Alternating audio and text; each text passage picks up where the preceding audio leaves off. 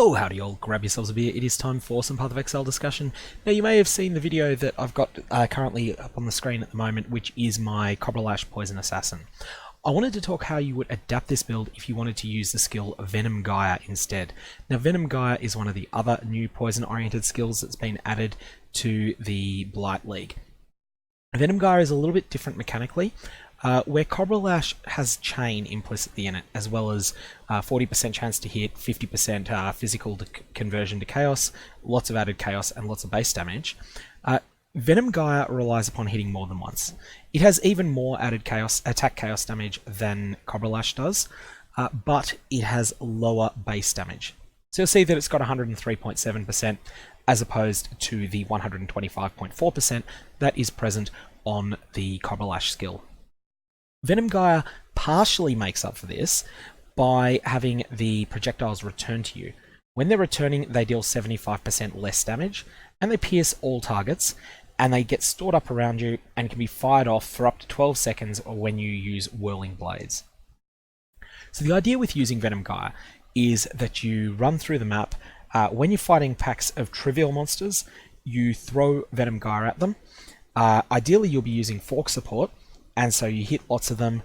Those projectiles, when they're exhausted, they then fly back to you, and at that point you catch them.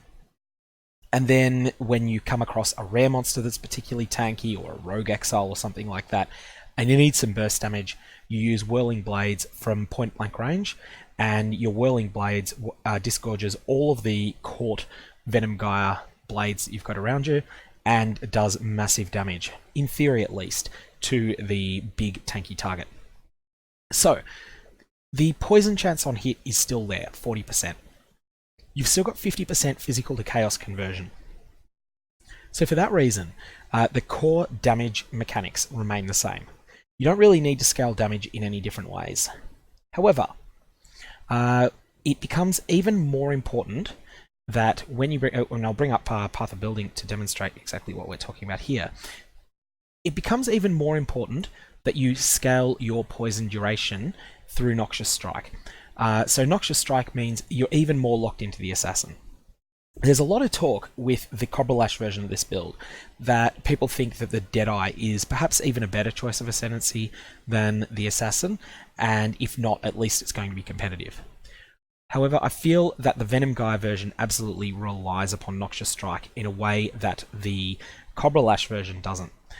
That's because you can conceivably fly through, whirling blades through a monster, perhaps hitting it 15 times on the way through. We'll have to see how that plays out in practice. But let's assume you hit it 15 times, then once you're on the other side, you can start stacking up your poisons again. The next thing I want to say about using Venom Gyre is that you will absolutely need to be using fork support. And for that reason, fork support doesn't become available until Act 4, and so I don't recommend that you use Venom Gyre until that point. The reason being is that fork support doesn't have much of an impact on the damage the skill does, but it causes 2 projectiles to return instead of 1.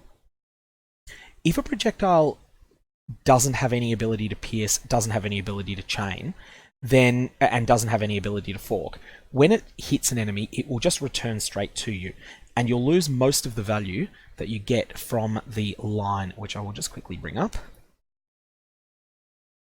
You will lose most of the value that you get from the lines, projectiles return to you, dealing 75% less damage and piercing all targets. So you don't want them to become exhausted quickly. And what you want to do is to have them fork, so that then they come back to you, and they're going to potentially be in line to hit you to hit the enemy again on the way back.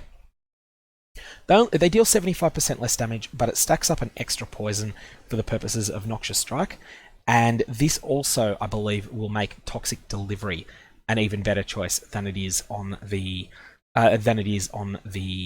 Cobra Lash version.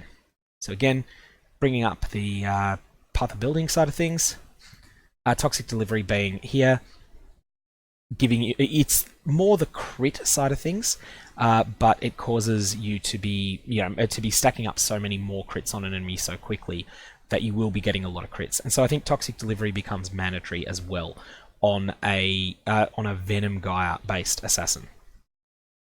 Otherwise, other than using Venom Gyre and Fork in place of the Cobra Lash skill and one of the support gems, I think you're pretty much flexible to do any setup that works for Cobra Lash should still continue to work. I feel that Cobra Lash is the more powerful of the two skills, but I'm not willing to write off Venom Gyre entirely, and there's so much flexibility to try with one of them, then to swap to the other. So much of the build, the passive tree remains the same, the itemization remains the same, and so fundamentally you can watch the build for Cobra Lash and then just swap 2 gems and be playing a Venom Gyre character.